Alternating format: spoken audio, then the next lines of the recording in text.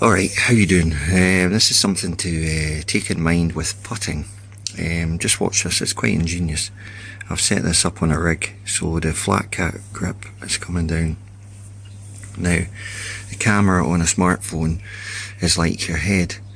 So, at the moment, the camera, I'm going to put my finger in, is behind the putter, okay? You can see there you've got quite a good viewpoint, it's over the ball. And as we move the camera forward, watch what happens. This is just like your eye line on your head.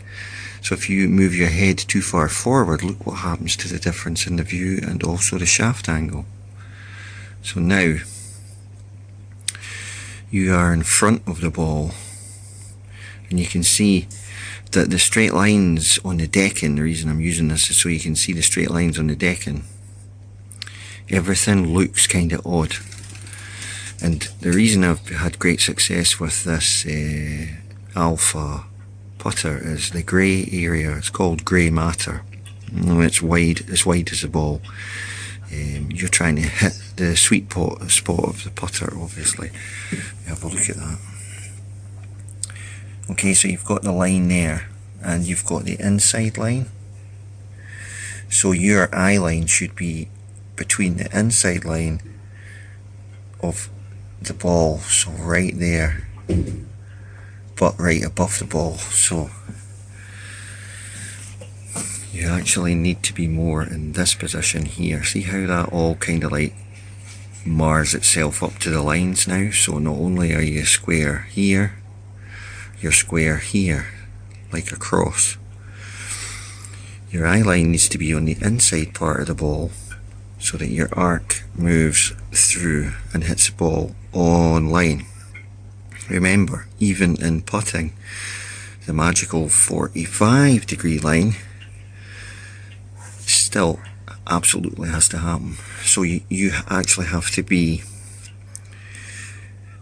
on the 90-degree angle, but still take into account the 45-degree angle to make sure that your stroke is pure.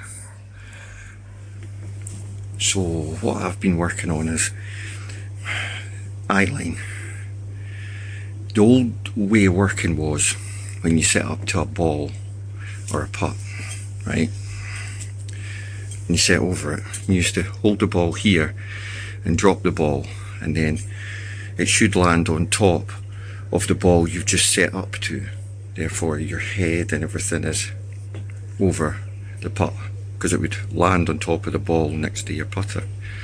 Good way of doing it, but remember, if that's the middle of the ball there, most people make the mistake of looking right at the middle of the ball, right? Really, you want to be looking at this area in here, and it will be different for everyone, because your attack angle is going to be from the inside to square, just like when you're hitting iron shots. It's just like a smaller swing. The people call it a game within a game, but